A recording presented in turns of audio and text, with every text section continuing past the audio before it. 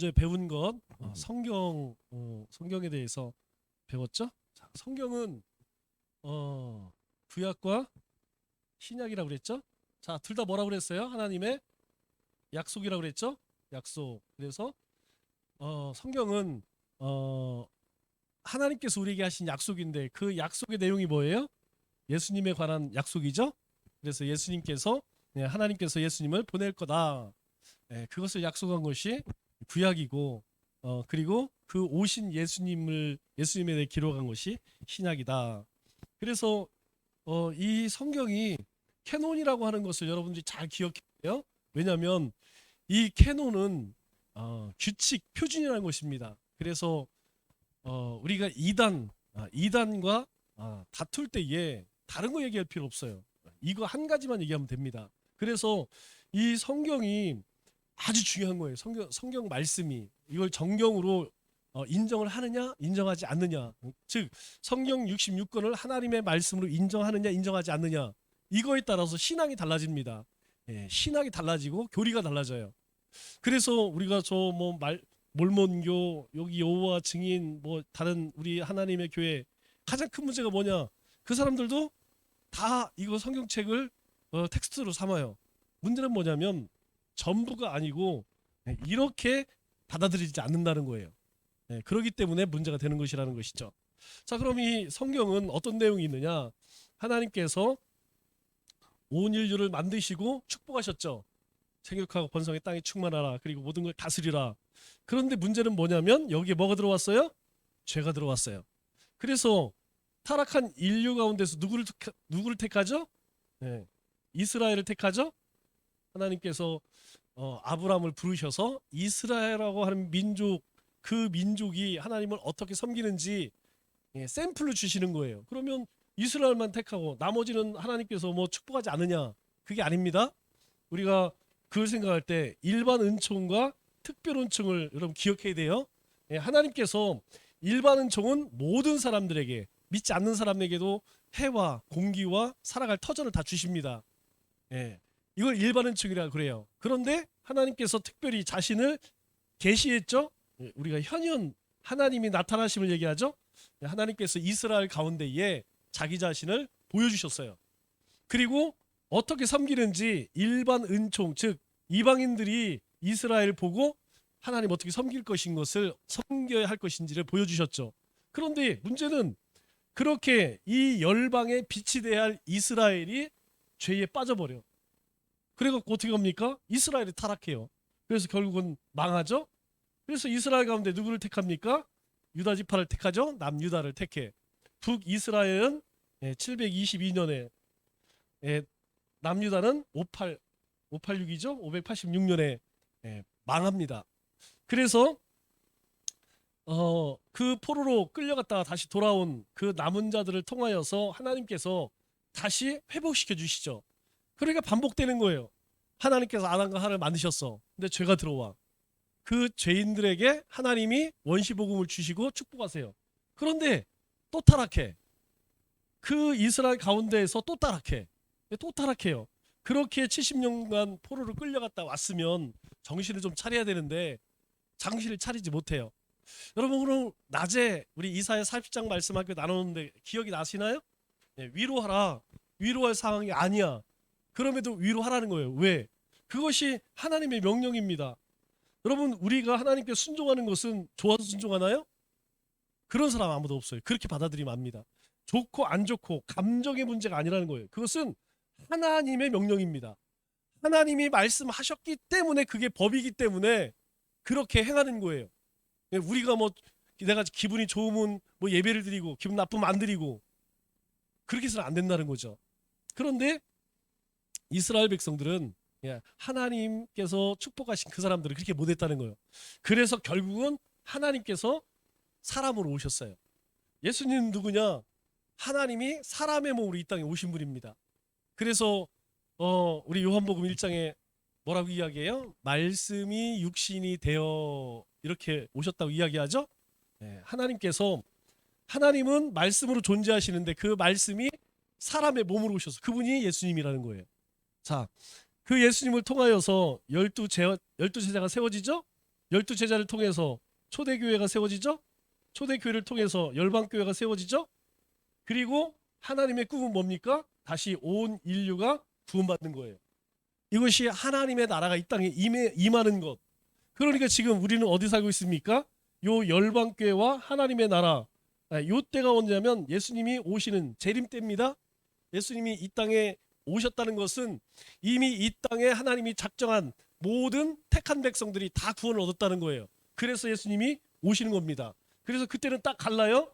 하나님의 사람과 그렇지 않은 사람.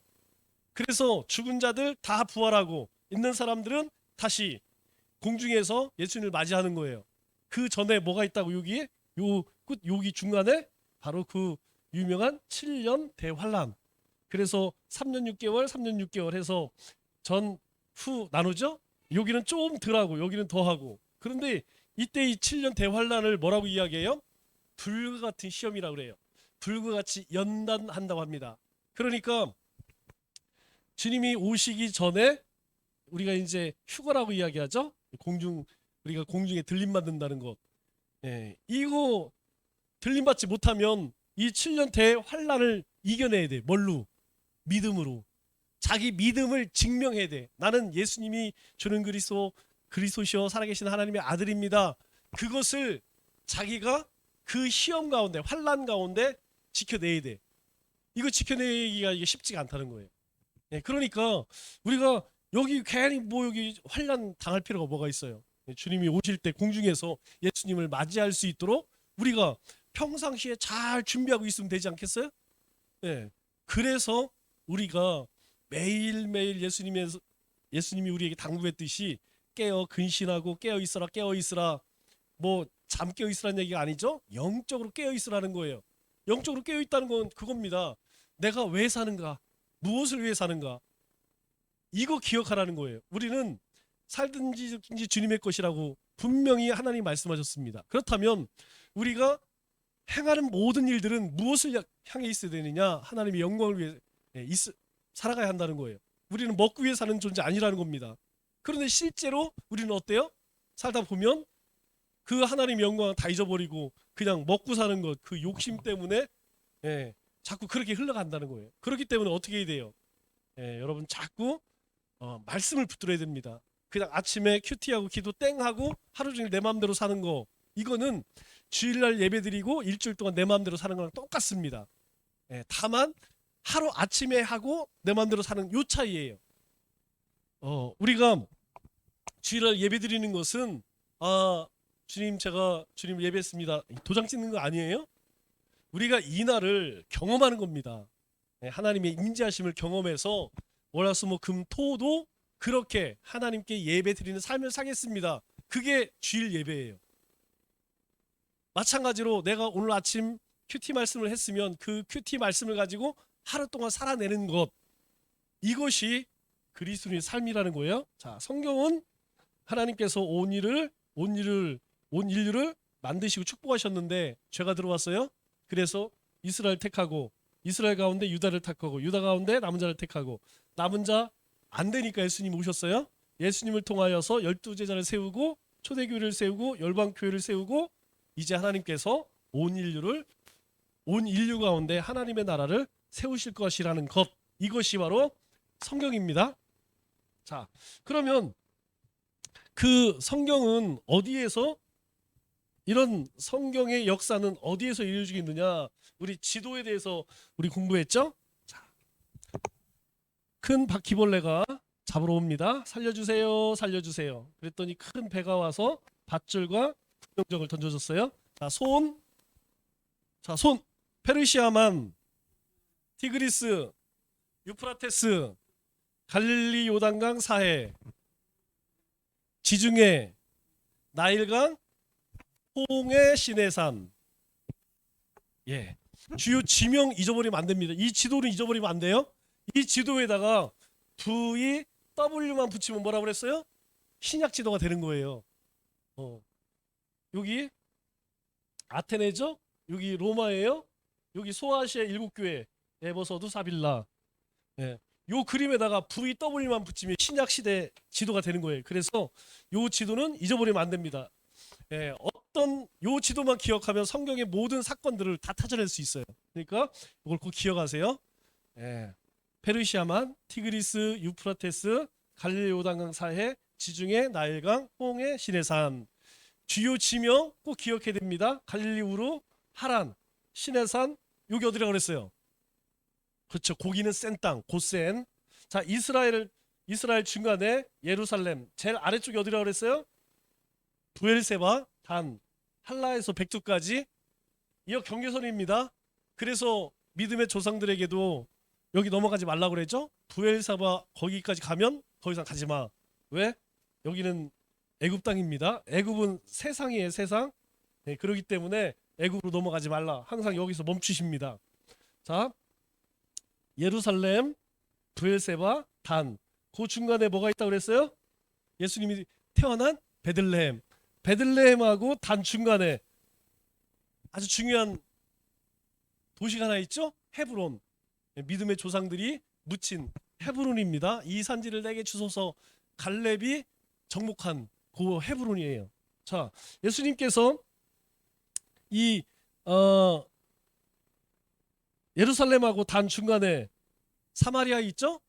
사마리아하고 예루살렘 중간에 벳델 있죠? 베델. 벳이란 말은 집이란 뜻이고 엘은 하나님입니다. 그러니까 베델은 뭐겠어요? 하나님의 집 이렇게 되겠죠. 우리가 베들레헴 할 때 벳 들어갔죠? 레헴 뭐예요? 떡집이란 얘기예요. 베들레헴은. 벳 들어가면 집이란 뜻입니다. 베델. 그리고 여기 사마리아하고 단 중간에 뭐가 있어요? 예수님이 잘하신 나사렛. 여기를 딱 이으면 뭐라 그랬습니까? 산맥이라고 그랬죠. 산맥. 예. 여기 가면 우리나라 태백산맥처럼 여기는 다 산지예요. 산지. 예. 그래서 이쪽 지중해에서 낮에 뜨거운 바람이 불었다가 밤에 찬바람이 불어서 여기 뭐가 생긴다고 그랬어요? 이슬이 생깁니다. 이슬이 엄청나게 생겨요. 그래서 뭐 새벽 이슬 같은 이른 비 늦은 비 이야기할 때에 다른 데 비 안 옵니다. 가보시면 알아요. 성지순례 가보면 이곳이 얼마나 뜨거운지 사람 살 수가 없습니다. 유일하게 농사질 수 있는. 그래 갈멜살 꼭대기에서 딱 보면 정말 신기해요. 이쪽을 딱 쳐다보면 이쪽이 서쪽이죠? 서쪽을 딱 바라보면 여기 막 그냥 땅이 그냥 얼마나 비옥지 몰라요. 뒤로 돌아 동쪽을 딱 바라보면 그냥 광야입니다. 광야. 풀 한 폭이 나무 한 그루가 없어요. 정말 황량합니다. 황량. 그래서 여기가 바로 적과 꿀이 흐르는 땅이라는 그렇게 부르는 거예요.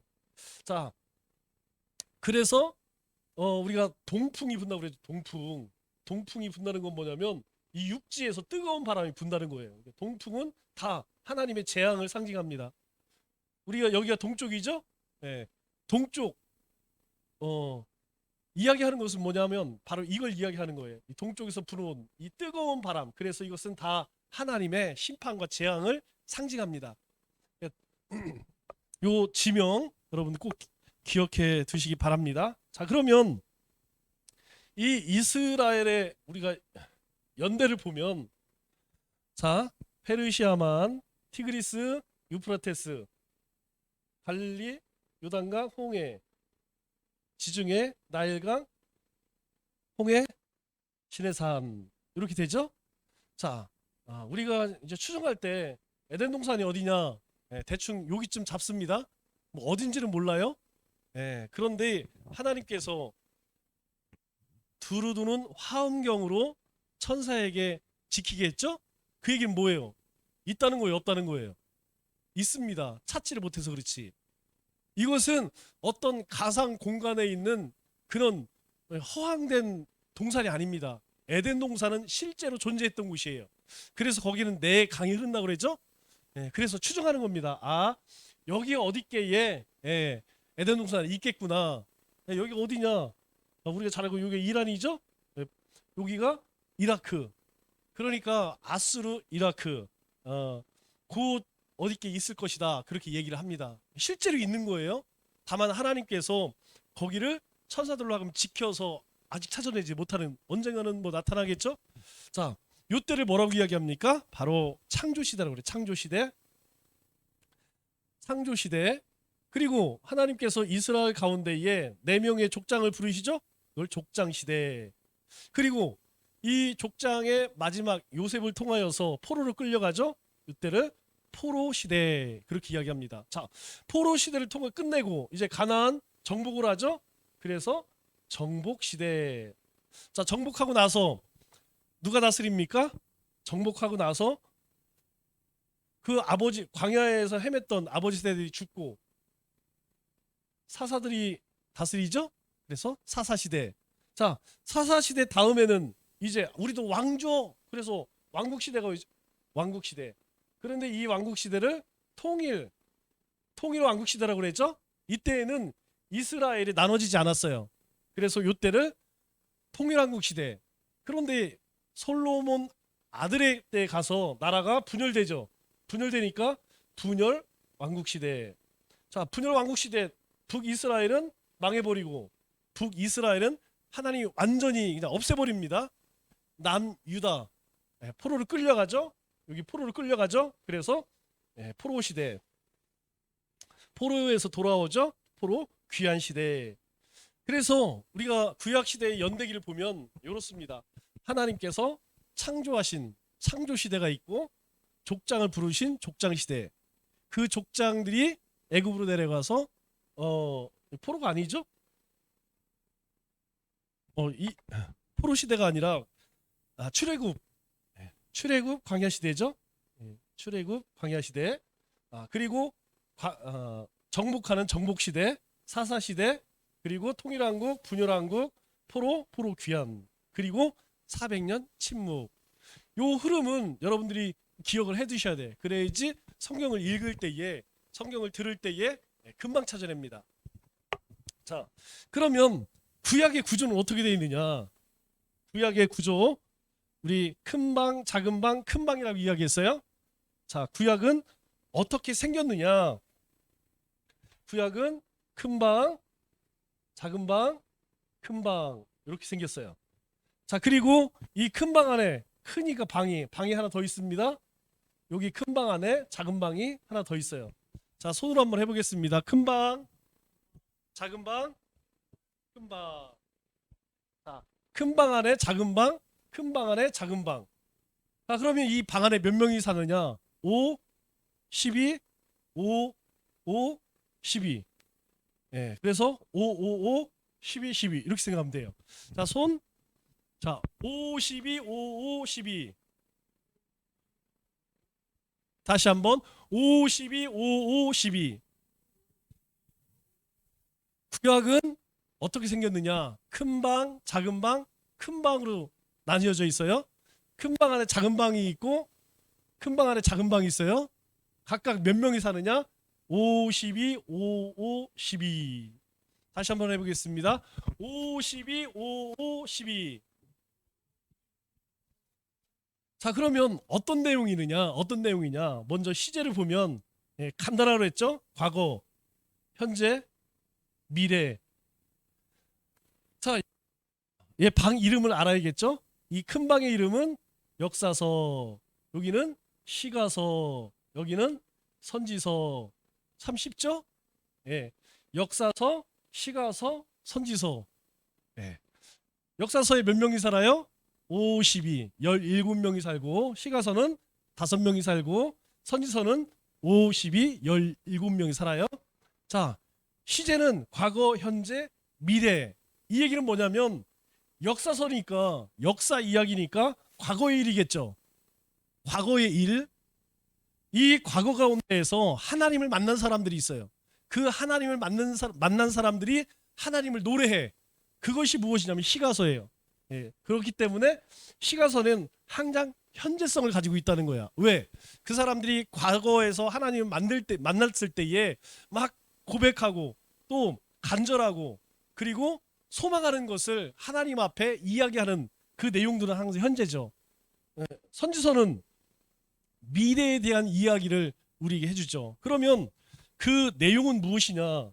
역사서니까 당연히 사건이겠죠. 사건. 그죠? 네, 사건.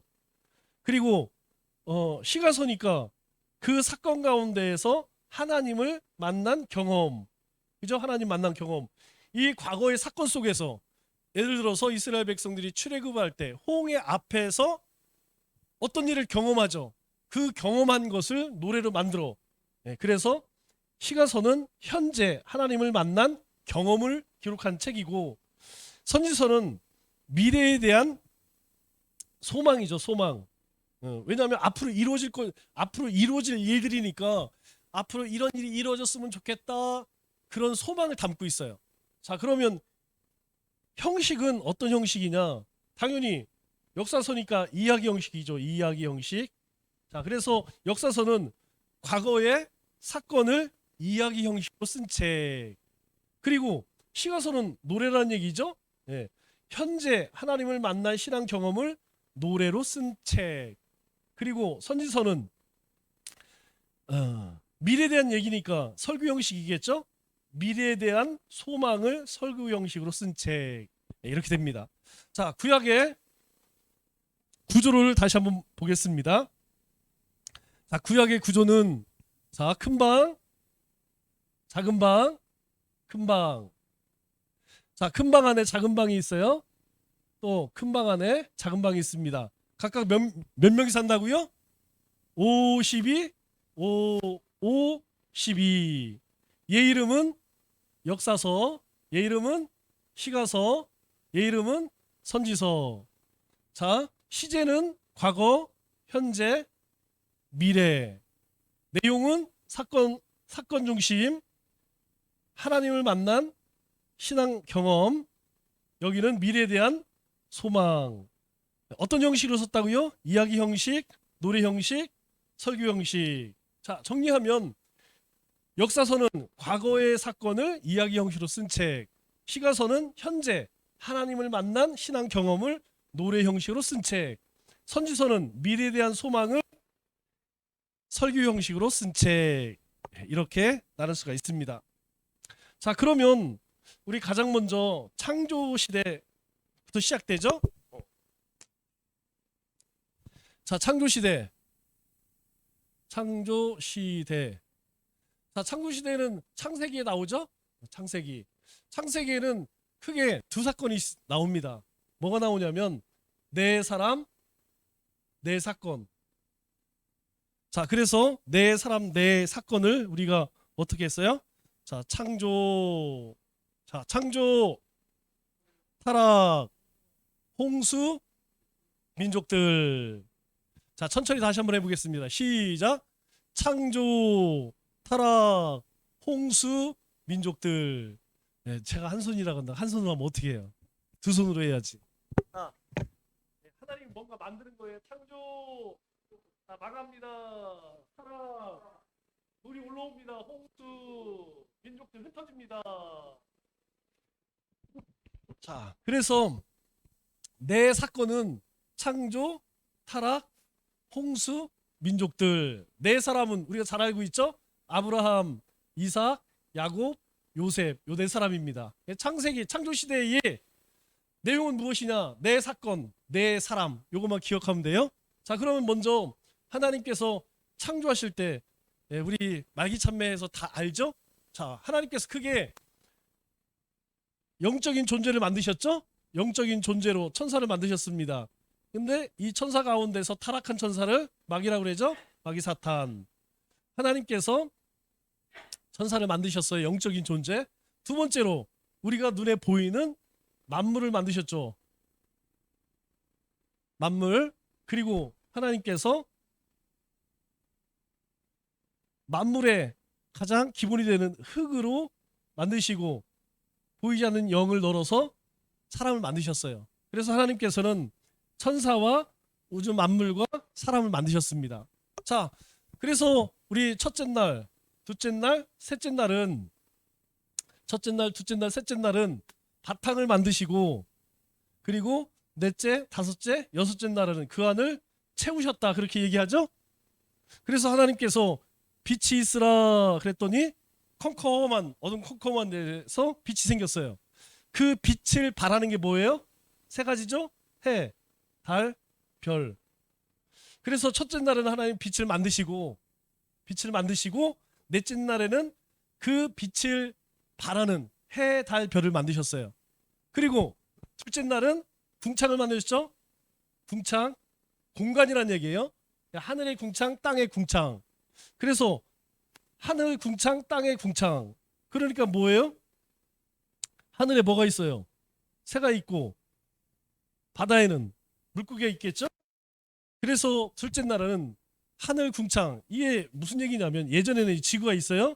지금 바다가 우리가 보는 여기에만 있었잖아요. 하늘 궁창이라는 것은 하늘 위에도 바다가 있었다는 걸 얘기하는 거예요. 그래서 예전에 우리 노아의 홍수 이전에는 보통 나이가 몇 살입니까? 예. 그때는 보통이 700살, 800살, 막 900살이야. 무드셀라가 몇 살 살았어요? 969 살았죠? 막 900년씩 살았어. 어떻게 그렇게 살 수 있었느냐? 그때는 사람이 자연의 해를 입을 필요가 없어. 그러니까 사람이 제일 늙는 게 뭐예요? 보긴 뭐예요? 햇빛이잖아요. 자외선. 그리고 이 기후. 이것이 우리 몸을 해치는 거야. 그런데 그때에는 이 하늘 위에도 궁창이 있어. 다시 시작해서 하늘 위에도 바다처럼 물이 있었다는 거예요. 그러니까 저 태양으로부터 오는 모든 해로운 광선에 대해서 완벽하게 차단했다는 거죠. 지금은 뭐만 남아 있어요? 우리가 오존층이라고 그러죠. 오존층. 오존층이 여러분 뭐 엄청 두꺼운 거야. 3mm입니다. 3mm. 3cm. 요만큼밖에 안 남았어요. 이게 다 사라지고 오존층. 그것도 지금 우리 이 가스라고 프레온 가스라고 그러나요? 여기 에어컨 가스 있죠. 이게 이 오존층을 구멍을 낸대요. 그래서 이 지구 곳곳에 구멍이 나 있어. 이 문제는 뭐냐면 이게 그냥 들어왔다가는 여기는 생물이 살 수 있어요? 생물이 살지 못합니다. 네, 절대 못 살아요. 그래서 노아의 홍수 때에 어떻게 이야기합니까? 비가 하늘에서만 내렸다고 얘기 안 하죠? 이 궁창이 하늘 위 궁창이 쏟아져 내렸다는 거예요. 땅에서도 물이 쏟았다고 그러죠? 그래서 온 세상의 물에 다 잠겼다는 이야기예요. 자, 그리고 셋째 날에는 땅을 만드셨죠? 땅 위에 식물과 동물 그리고 사람이 살 수 있게 하나님 만드셨죠.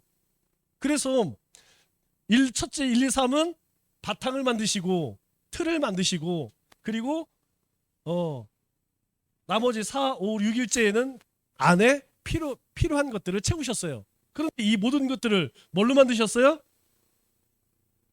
말씀으로 만드셨다는 거예요. 그리고 오늘 창세기 1장 1절에 태초에 하나님이 천지를 창조하셨는데 그 천지 창조를 뭘로 만드셨다는 거예요? 말씀으로 만드셨다는 거예요. 네, 이게 중요합니다. 하나님께서 이렇게 만드셨어요. 그런데 사람은 조금 다르게 만들었죠? 사람은 여러분 여기 동물 뭘로 만들었어요? 동물 하나님 말씀으로 만드셨어요? 아닙니다. 흙으로 만드셨어요. 그리고 이름을 누구한테 주라고 그랬어요? 아담한테 주라고 그랬죠? 네. 이 동물도 똑같이 하나님께서 흙으로 만들었어요. 그래서 동물도 죽으면 어디로 가요? 흙으로 갑니다. 죽으면 다 흙으로 가는 거예요. 그런데 동물이 살아가 다른 것은 똑같이 흙으로 지음받았지만 우리에게는 하나님의 형상, 예, 우리가 보통 숨이라고 그러죠. 생기라고 그러죠. 생기, 생명, 생기. 하나님께서 흙으로 모양을 만들고 우리 코에다가 하고 생명을 불어넣으셨어요. 그래서 사람만 몸과 영혼이 있다고 이야기를 해요. 이 영혼의 기능은 무엇이냐면 두 가지입니다. 영은 하나님을 아는 기능, 그리고 혼은 우리가 흔히 인격이라고 그러죠. 우리가 생각하고 판단하고 결정하는 이 능력을 이야기해요. 그러니까 사람이 이게 없으면 뭐가 똑같아요? 동물하고 짐승하고 똑같은 거예요. 여러분 짐승은 없습니다. 영혼이 없어요. 그래서 이 동물을 자꾸 인격화시키는 건 옳을까요? 옳지 않을까요? 옳지 않습니다. 사람에게 하나님께서 다스리라는 건 뭐예요? 남용하지 말라는 거죠. 너희가 막 죽여서 창고에 냉장고에 싸놓지 말라는 거예요. 이거 하지 말라는 겁니다. 너희들이 잘 잡아먹고 너희가 살 만큼 하되 그것들을 잘 보존하고 잘 지키라는 얘기입니다. 그러니까 지가 다 고양이 마음에 안 들어 그냥 발로 차고 뭐 개 마음에 안 든다고 막 자전 끌고 다니고 그렇게 하지 말라는 거예요. 그건 악한 일이라는 겁니다. 그런데 문제는 그렇게 하지만 이 동물은 동물일 뿐이에요. 동물이 사람이 될 수 없습니다. 저는 요즘 시대에 사람이 외로우니까 우리가 반려동물을 키우는 거 반대하지 않습니다. 그러나 반려동물을 인격화하는 것은 저는 옳지 않다고 생각해요. 왜 그러느냐? 사람이 사람에게 위로를 받아야 돼.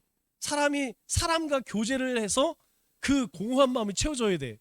그런데 사람하고 하나님과 교제하지 않고 자꾸 뭐하고만 하려고 그래요. 동물하고. 왜? 사람은 이제 막 상처도 받고 막 이러니까 이제 사람이 싫어지는 거야. 뭐 하나님 모르니까 뭐 하나님 얘기할 필요도 없고. 그러니까 사람이 자꾸 어떻게 변해가요? 하나님의 형상으로 만들어진 사람이 자꾸 뭐가 돼? 이 동물이 돼가는 거예요. 이게 본능적으로 본능만 쫓아가는 거야. 그러니까 직접적인 기쁨만. 그래서 돈 있으면 어때요? 즉각적으로 오는 기쁨을 누릴 수 있잖아요. 우리가 뭐 뭘 사 먹든지 뭘 누리든지 돈 있으면 한단 말이야. 그러니까 사람이 자꾸 이렇게 변해가는 거예요. 자, 하나님께서 창조 시대에 내 사건 내 사람. 자, 오늘 네 가지만 기억하겠습니다. 자, 창조부터 한번 해보겠습니다. 시작. 창조, 타락, 홍수, 민족들 기도하겠습니다. 하나님 앞에